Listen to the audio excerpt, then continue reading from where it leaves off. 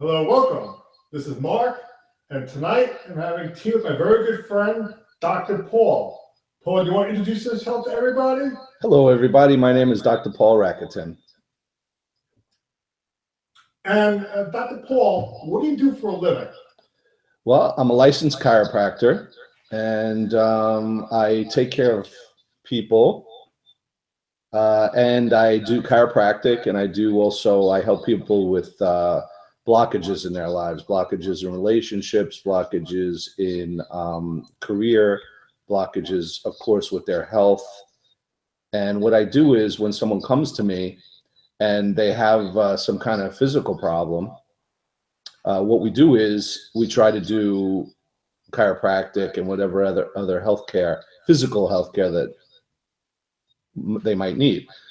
But when it doesn't resolve as it should, in other words, I've been a chiropractor for 15 years, and I know if I give someone an adjustment, whether it should work or not. And if they don't get better, then I start to suspect that the physical problem is just a symptom of a deeper spiritual / emotional problem. And so then we have other techniques, as some of them are removing trapped emotions, using Kabbalah as the basis for giving them life about their relationship or their career or their health or whatever it may be. And so when you get to the root of whatever the physical problem is, usually you'll find that 99% of physical problems are just a symptom of a deeper spiritual problem. So Paul, what led you into the chiropractic industry, into the whole entire field of chiropractic? Well, I was worked on Wall Street for 10 years, and I realized that it wasn't fulfilling. And I did pretty well as a foreign exchange broker on Wall Street for 10 years. But I wasn't fulfilled on the inside, and then I knew I could do better for mankind. So I started searching, and one thing led to another, and I ended up going to Life University in Marietta, Georgia, to become a chiropractor. I graduated in 2001. I've been practicing for over 15 years, and most of the time I've been here in Boca Raton, Florida. And what led you into this whole entire spiritual journey that you're currently on right now? Well, I think like a lot of people, I had this empty space inside of me that I tried to fill with a lot of different things, and it never really filled that space. What I've come to learn is that space is where your connection to a higher power is supposed to go. So people fill it with all kinds of things. People fill it with drugs, alcohol, sex, shopping, food, you name it. And they're trying to use these things to fill that space that we all have inside of us. But really what that space is for a connection to a higher power. I do call it God because I do believe in God, and that sent me on a search. So I tried a whole bunch of spiritual things, and somehow I found Kabbalah. It was by chance. I was at a business function one night, and all of a sudden I met some lady, and she said, you're coming to Kabbalah. And I'm like, what's that? And she's like, you're coming to Kabbalah. I'm like, no, I'm not. And then I ended up going, and as soon as I walked in the door, believe it or not, as soon as I walked in the door, I knew it was for me. For those people that are listening or watching and not sure about what Kabbalah is, what is Kabbalah? Kabbalah is a system of spirituality that's from ancient times. The Kabbalists say that it was handed down from God to Adam in the Garden of Eden, so he could use it, to connect to God. But it's been handed down through the generations. And what I would say is that for me, it's a system to get in touch with my true self and to connect that true self to God or to the universe or to the higher power, whichever you want to call it. The Kabbalists say it's a system of cause and effect, which is probably easier for most people to understand, that the universe works on a specific set of rules, and that specific set of rules is Kabbalah. And the basis of those set of rules is cause and effect, meaning if you put positive energy out into the universe, you will get positive energy back in your life in the form of many different kinds of blessings. You know, good career, good relationships, good friends, good health, good money, etc., and so on. However, if you put negative energy into the universe through selfishness and not caring about others, then what will ensue would be chaos in the form of, you know, always struggling, having, emotional issues. You know, a lot of people, take Prozac these days, or I don't even know what's the Zoloft or whatever the latest one is. And that's because they put out a lot of negative, selfish energy into the universe. And when it comes back to them, they think there's something wrong with them. But really, the problem is they just don't understand the rules of the universe. And when you come to Kabbalah, the first thing they tell you is Kabbalah is the rules to the game of life. So what about the people that say Kabbalah is religion and, you know, it relates to like Judaism? What would we say to these types of people? Well, the first thing I want to say is that I'm not a Kabbalah salesman. I mean, I don't work for Kabbalah. It just works for me in my life, and I use it to help my patients. So I don't want anyone to be fooled into thinking that I have any agenda. I'm merely sharing my experience with it because it's made such an enormous difference in my life. I mean, when I came to Kabbalah, I was really not a happy person on the inside. And through 12 years of studying Kabbalah, I view the world in a completely different way than I did before. And that's brought me joy and happiness on the inside, 24 hours a day, 7 days a week. I still have my challenges, but I look at things I even look at challenges in a completely different way. But we can get to that later. But in answer to your question, as far as, you know, how people view Kabbalah, you know, everyone's going to have their opinion, Mark. And really, all I can say is that it's made a huge difference in my life. I met my wife through Kabbalah. I didn't have any children before I came to Kabbalah, and I have all of that now. And I completely give credit to the system of Kabbalah for my ability to have those things in my life now. So I'm going to let people just judge it the way it is. All I can say is from the Kabbalist standpoint, there's the difference between spirituality and religion is that with spirituality, you always want to know why you're doing something. You always do something for a reason. You don't just do it because you're supposed to. And you know that if you again, you have control of your life. If you put positive energy, then the law, according to Kabbalah, is positive energy must come back. Whereas in religion, and I don't want to speak for everyone, again, that's why I hesitate to answer these questions, but, you know, in general, religiosity means that you're praying for some force outside of yourself to come in and help you.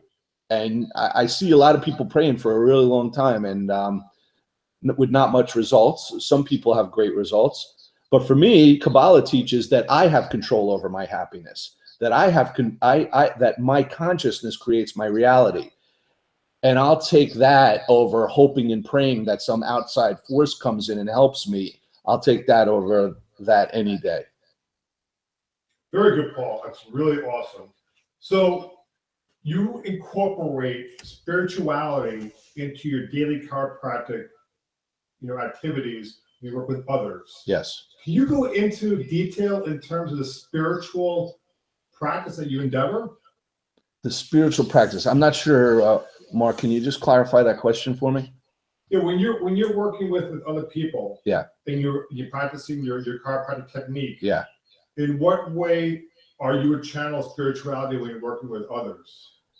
Oh, okay. So basically, first off, we always start off with chiropractic, or unless the person directly comes to me and says, Paul, I have a blockage in my career, or I have a blockage in my relationship, or I have a blockage in my health, and I think it's spiritual. Unless they come to me for that, then I always start with the physical. Because if it can be fixed with a simple chiropractic adjustment, why make it complicated? So that's the way we start. But I've been doing, like I said, I've been doing this for 15 years now. And I know when a person should get better from a good chiropractic adjustment and when they shouldn't.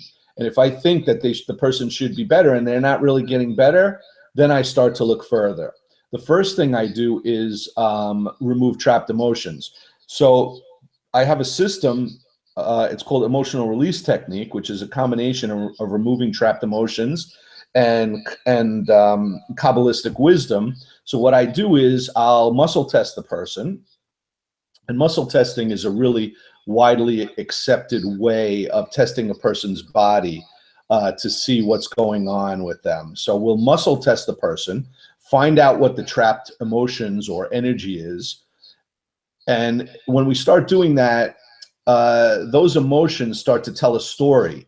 So let's say if a person's having a blockage in their relationship, for instance, once we start doing the emotions, then we can tell them, okay, look, you know, this whatever physical problem you're having is related to this problem that you're having in your relationship. I'll give you an example.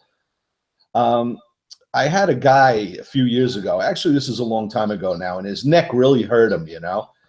And I'm adjusting his neck, and I'm going back, and I went there a bunch of times, and I'm saying to myself, man, this guy's neck should really be better by now. What's going on here?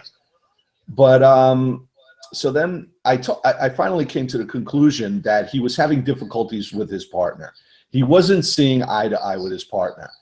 And for those people who know about mind-body stuff, when a person has a problem with their neck, sometimes it can be related to not seeing things from another person's point of view. So that's exactly what this situation was. This guy's neck should have been way better after the adjustments I gave him, but it wasn't. And that's because it was related to the difficulties he was having with his partner. So a few weeks went by and I didn't hear from the guy. So I called him up and I said, hey, you know, I haven't heard from you for a while. How's your neck doing? And he says to me, you know, you were absolutely right. I listened to what you said. I thought about it. And then I went into my partner and I said, you know what? We have to straighten this stuff out because me and you are better off when we're on the same page. We can make more money.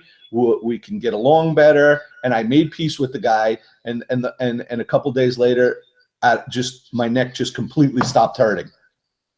Wow. And so that's why you haven't heard from me for a while. This is a true story, you know, and I actually still know this guy. I'm good friends with him. So yeah, so this is what I mean by that. So if I didn't help this guy see that it was more than just a neck problem, his neck might be still hurting to this day. Right. But I helped him see that it was related to this problem that he was having with his partner, and everything got straightened. Not only did his neck get straightened out, but a relationship with his partner got straightened out.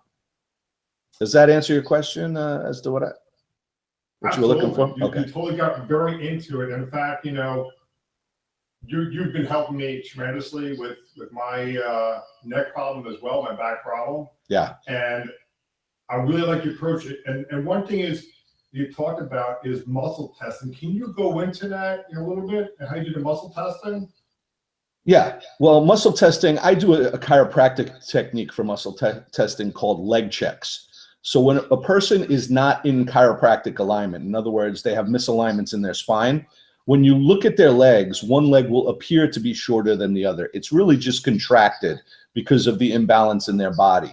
But I'll take those legs, and because I'm physically touching them and our energy is connected, I can literally ask their body questions. Now, it's not like it sounds. The question is really just me putting energy into their body. And if it's positive energy, in other words, if the body agrees with me, let's say I say, is a specific vertebrae out of alignment. Let's call the name of one of the vertebrae is L5. That's the lowest one. That gives a lot of people a problem. If I am looking at the legs and one leg appears to be shorter than the other, and I say to the body, is L5 out of alignment? If it is, the legs will temporarily balance. They'll become even for a second. Literally, while I'm looking at the legs, they will even out for a second, and then they'll go back. And then I know, yes, I need to do an adjustment on L5. So I'll go and I'll check out L5 and I'll do the adjustment. And then I go back and there needs to be a change in the leg check, meaning that I did something, that something occurred. So when I ask about L5 again, nothing should happen. That means before when I asked the legs balance, now nothing happens. That means we made a change in the body. Are you with me on that? Yep. Okay, I hope that's clear. So we can ask any question to the body. And we can ask, where is, do you have the trapped emotion of anger? Do you have the trapped emotion of frustration? Do you have the trapped emotion of worry, despair, confusion, whatever it may be, stubbornness even, and a lot of people have that, by the way. And the body can tell me. And then there's a technique using a healing magnet by a company called Nikken, who makes healing magnets. And we run that magnet over the main meridian in the body, the main energy center. A meridian is a channel of energy in Chinese medicine. So that's over the top of the head. So we run the magnet from the person's eyebrow to the back of their neck. And we run that a few times and it releases that trapped emotion. And then we go back and say, do you still have the trapped emotion of whatever? And usually then the answer is no. And the more we release that, the more the person's energy can flow in their body, and then they're able to deal with their situations a lot easier. So the person's body actually is a manifestation of like emotional things that's going on in our lives. Is that what happens a lot? It's a manifestation of, I'm sorry. Like a person experiencing like a neck pain or back pain. And a lot of those times, is that emotional type of things, or how do you know what type of things are going on with a person when they have like a bad back or whatever? Okay, it's a big question that you're asking, and I'm not sure how much you want to go into it, but basically, according to Kabbalah, the physical world, the world that we experience with our five senses, is just, they say, 1% of the true reality. The physical world is just 1% of the true reality. The true reality, the 99% reality, is the world of energy, spirituality, the world where this higher power exists. So the physical body is just a reflection of that higher level of a person, which most people know as their soul. Okay. When a person creates negative energy into the universe gives them an opportunity to correct that. It'll just give them some kind of opportunity. For example, let's say you're always driving behind the slow person on the road. Well, maybe you have a problem with patience. That person literally was put there by the universe for you to work on your patience. Now, most people have no idea what the rules are, so they just get mad and honk their horn. When I came to Kabbalah, I realized, every time I get behind one of these slow people, I get reactive. I'm putting negative energy into the universe. So to correct that problem that I have, I need to not get reactive when I get behind one of those people. That's the opportunity. That's how the universe works. That's how it gives you an opportunity. So what happens with physical problems is that you act from selfishness, which the Kabbalists call body consciousness. Sharing consciousness is called soul consciousness. When you act constantly with body consciousness, selfishness consciousness, you're constantly putting negative energy into the world, and the universe is going to constantly try to give you opportunities to correct it. Okay, you with me so far? Yeah. Okay, when you don't know what the rules are, or you ignore the signs that you're being sent, the opportunities that you're being sent to correct it, somehow the universe has to get your attention. And so usually after getting many, many messages from the universe and many, many opportunities to correct this problem, this spiritual problem that you have, it has to manifest physically. So it's an ongoing process from a short circuit that you did in the universe all the way down to the universe is going to give you some physical problem to get your attention. Why does it give you a physical problem to get your attention? To put you in motion so that you'll seek an answer to the physical problem. And hopefully in the seeking an answer to this physical problem, you'll come across someone that can point out to you that it's not really a physical problem, that the root of it was a spiritual problem in the first place. Wow. That was amazing. Paul, you did a great job. I just want to ask you, how do people get a hold of you? How could someone find you, reach you? Is there a website or something someone can reach you at? Well, we have a website. It's drpaulrakitin.com, but really what we pay attention to is the Dr. Paul Rakitin Facebook page. And you can also call us up anytime as well. My phone number is 561-702-6368. You can call me directly and make an appointment. I work out of my house and I make house calls, and that's because so I can serve people better, pay more attention to it, not worry about overhead, and get you the help that you need to solve your physical or spiritual or emotional problem. I can tell you this much, though. Paul's been helping me a lot, and he definitely does talk the talk, and I definitely would reach out to him, and he's very, very helpful, genuine guy. So, Paul, you want to say anything closing and as we close out to everybody? No, I just hope everybody just has an open mind and an open heart as we move into the future. The world's getting to be a tougher place, and the change begins with us. And I've tried to take that responsibility on myself, and that's what I share with a lot of people. And I hope that's a positive message that I'm putting in the universe that people can understand and find it useful for themselves and make their lives better.